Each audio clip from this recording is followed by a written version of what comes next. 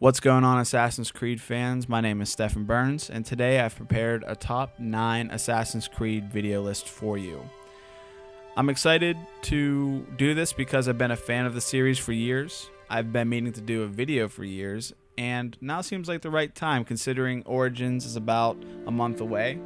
We get to reevaluate the games of the past and why we loved them, why we hated them, and who knows what Origins is going to do to this list. So I think that's why it's fun to do now, right before it comes out. And let's get into it. At number 9 on my list is Assassin's Creed Unity. Assassin's Creed Unity is unanimously, or usually, at the bottom of everybody's list. And I think for good reason. You know, people will spell out the bugginess and all the glitches, and that has been spelled out ad nauseum. But for me, besides all of that, which was disappointing, was the story elements. A lot of the good story writing that we had experienced with the old Assassin's Creed games were missing. The modern day was so vapid and very insulting. It was almost thrown in there just to kind of please the people who wanted the modern day, but they really didn't want to do a full service modern day story. And the game suffered as a result. And I don't even know if they realize how much of a cornerstone the overall lore of the game really is. And it's not just the modern day, it's the first civilization, the pieces of Eden, and those things were kind of there, but they weren't there in a way that was satisfactory. And that's what really makes an Assassin's Creed game what it is, because it's not a history game. It just isn't. It does have history elements. It does take history elements from our timeline and weave them into their story. But what actually differentiates history from Assassin's Creed are those core elements. And when you're going into the Animus, you need that context. You need the context of the modern day to know why you're going into it. So that ultimately really sunk the game down to low levels just by that premise. Now, all of that could be forgiven if you had a compelling past story, but that was extremely lacking as well. Arno wasn't a very good character. He was kind of funny and charismatic in the beginning and developed into someone who was dull. Elise was interesting, but we didn't see much of her in the game. She was more present in the novelization, which was fantastic and made me want more of her and made me kind of sad that she wasn't the main character of Unity. Ultimately, this game was bad. The story of the past was bad. The fact that there wasn't a modern day underpinning all of that made it even worse. And there were things internally that were bad with the game as well. And I think most of that has been documented elsewhere. But I will say some of the positive things were the combat. It was difficult. It was realistic. It made you think about your decisions when you go into a mission. The missions were good. The mystery missions were good. But ultimately, I'm glad this game sucked because it made the Assassin's Creed team work hard and reevaluate the series. And if it was successful, I think we'd still be seeing games like Unity, which were lacking in modern day, but were more user-friendly and more multiplayer-friendly. And we should be thankful that it wasn't good, because I think that would be the future of Assassin's Creed. At number 8 on my list is Assassin's Creed 1. Putting it this close to Unity doesn't mean it's a bad game. In fact, it's a fantastic game and a very revolutionary game, I must say. I didn't play Assassin's Creed 1 until 2013, well after I played every other game in the series. The first one I had played was the second one. So by the time I got to the first one, I kind of knew all the storyline, and I knew Altair's ending because I played Revelation. I knew how 1 had ended just from being on the internet. So I felt like I had to play it still because I was an Assassin's Creed fan and I wanted to play all the games in the series. So that might be why it's so low on my list. It doesn't really have a nostalgic feel for me like the second one did, which was the first game that I played. But like I said, the modern day was really cool. It must have been really interesting thinking you're going to play a history game and then you have this sci-fi element. And that's what I felt when I played too. Yeah, I was not expecting a modern day story to be happening, which really shocked me and intrigued me. And that must have been what it was like to play the first one. So this game deserves a lot of credit, but it didn't wow me going back like that. And that's probably my fault more than it's the game's fault. But I can't lie and say that I enjoyed it more than other games in the series. At number 7 on my list is Assassin's Creed Syndicate. Assassin's Creed Syndicate had a very tough hill to climb considering Unity's backlash and its monetary failure. And Syndicate did bear a lot of that burden. It wasn't very commercially successful, but it was actually a very fantastic game in many respects. I can't really say there was too many things that I disliked about this game. Honestly, I was a little skeptical about the setting and the time period that we were going into and how that was going to work as a compelling Assassin's Creed game, but I was proven wrong. But the things that did bother me, first of all, was the underutilization of Darwin. If you know your Assassin's Creed lore well, you know that the first civilization genetically created humans to be their slaves. And Darwin was one of the people responsible for covering up this fact. He discovered it, I'm pretty sure, but I think he was also a Templar, and they didn't want this knowledge getting out to the people. Also, they created the Neanderthals to be their military force, and that led to a whole bunch of problems when the war broke out and the apocalypse came.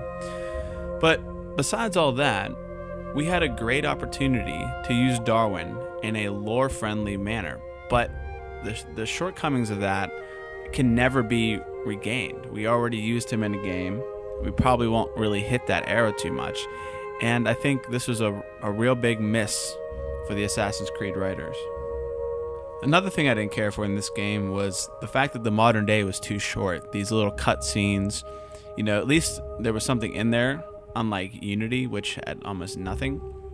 So there was some progression, but the ending actually was pretty good in this respect. The modern day actually pushed the lore story a little bit further, finding out some really interesting details about Desmond having a son who's also a sage, and that the Templars are trying to recreate a first civilization body for who knows why. That was all really interesting. That was done very well. But the general modern day scenes throughout the game were a lot of bit underwhelming. What was really nice about pushing the lore forward in this game as well were the codexes that you received after collecting the Helix fragmentations. This was a collectible that was done very well because it was so rewarding. The more you collected, the more information you got on the Shroud, and that stretched back into a very distant past and also played a part all the way up to the modern day and the Syndicate story. And this is one of those moments where Assassin's Creed writers were doing some really great things.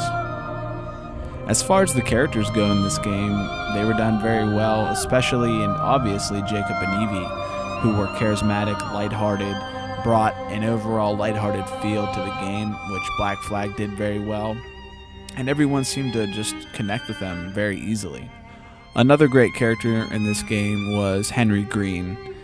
If you ever want more of a backstory on his life, you should read the book Assassin's Creed Underworld, written by Oliver Bowden. I mentioned him before. He wrote the book for Assassin's Creed Unity, and he's actually done a book for every game. But in Underworld, he goes into pretty great detail outside of the game on Henry's parents, where he comes from, how he came to be in the game. It goes into detail about Jacob and Evie's life and Jacob and Evie's father's life. So if you're a fan of the series, I highly recommend you read all of the books, but especially this one, because the game doesn't really intersect too much with the book. It does, but there's a lot more backstory that fills in, the cohesive world that you want when you're playing and imagining a video game world. I think it's worth mentioning one of the coolest things in this game was the World War I rift. It was completely unexpected. It was really fun. I just wish they would do more things like this, where they throw you through a loop. You really didn't get too much information other than the helix fragments that got you the final codexes, which was nice because I was wondering where those were. And you ran into a sage. That was pretty interesting. They didn't really do much with that. And shooting a machine gun in an Assassin's Creed game was pretty cool. So I like when Assassin's Creed is creative like this and throws little, monkey wrenches into the game, and that was a big plus for me. A saving grace for Syndicate was its modern day ending. Even though the cutscenes throughout the game were pretty short and bland and very disappointing, the ending was quite refreshing. It's refreshing because the past 3 Assassin's Creed games haven't pushed the story forward at all, really. And this one did, when we're at Abstergo and DaCosta's talking to Juno, and Juno's using DaCosta, who's an instrument of the First Will, to get her to build a First Civilization body for her so she can come to Earth and, do some crazy epic ass shit on humanity. But at the same time, we have Desmond, who has a son, who's also a sage apparently. So they've really done something that the past 3 games haven't done. And that's exciting. So the game gets big props for that. And hopefully, Origins will pick up where they left off and actually let these plot elements, blossom. So all in all, this was a great game. There was some plot elements that weren't that fascinating in Jacob and Evie's story that kind of bogged this game down. But considering that they had an uphill battle after Unity came out, they did a fantastic job at this game. I feel bad putting it this low, and maybe in the future it will grow to be one of my favorites. But the titles that come after this just are a little bit better in my opinion. And number 6 on my list is Assassin's Creed Rogue. Even though Rogue is the shortest title out of all of the main titles, it packs a pretty big punch. Coming out the same day as Unity, I was expecting Rogue to just be a nice extra before I got into the next gen experience, and I found that Rogue was just a lot better, and I think a lot of the community of Assassin's Creed fans agrees with that sentiment. Now, there were some negative things in Rogue that kind of bothered me. Not too many, but a few. The first person modern day I didn't like in Black Flag, and I didn't really care for in this game either, even though the content you could receive from these games being a first person character was fine. I'm not complaining about that. But the other thing that confused me and definitely bothered me was you're supposed to be you, and the you in Rogue seems to be a different you in Black Flag, because when they're talking to you in Rogue, they're talking to you as if you're a different person. So I don't like that. I really hope they get rid of that first person element, even though, like I said, there's some good information to get from the modern day. We met Otso Berg, and he got introduced to the game, and some things happened with Juno, and there was some really good things that came from Rogue's modern day that I don't know if you'd say progressed the story, but were definitely good additions to the game. But like I said, there's really not too many negative things to say. They put out a really solid title. So to the more positive things of the game, I loved the time period. The French and Indian War has always held a special place in my heart, living close to where a lot of that stuff took place. So anytime I can revisit that era, I'm very happy with that. The naval combat was just as good as it was in Black Flag, and with some upgrades. And a lot of people were torn on the naval combat. Some people didn't like it, but if you did like it, this game is definitely for you. The map in this game is incredibly huge. I thought Black Flag was really big, which it is, and I don't really know if one's bigger than the other, but the 2 areas you can explore, the North Atlantic and the River Valley, are really big. There's a lot of hidden areas. There's a lot of good collectibles to get. That you can get some good armor. You can get Juno messages. Once again, another Assassin's Creed title that does very well with its collectibles. But yeah, the map here is really rewarding. You're going to put a lot of time into it, and I'm sure it's going to take up a majority of your gameplay when you do a playthrough of Rogue. So in conclusion, this game was a great treat. You know, I feel like we could have almost not had this game. They could have just released Unity, and I'm glad they did this because it actually made 2014 not so much of a terrible year for Assassin's Creed releases. But, you know, I love playing this game. It's almost an oddball of the series. I don't know why I feel that way, but it's special to me in my heart, and that's why it ended up at number 6 on my list. Alright guys, well that concludes the first part of my top 9 Assassin's Creed list. This is my first video I've ever done speaking, formulating my ideas. Doing the editing that I'm doing is not super foreign to me. I've done some minor projects on the side throughout my life, but I love the series. I've been wanting to do this for a while, so let me know if there's anything I need to work on, anything you didn't like, anything you did like. Exercise your free speech at me, and I really will appreciate it.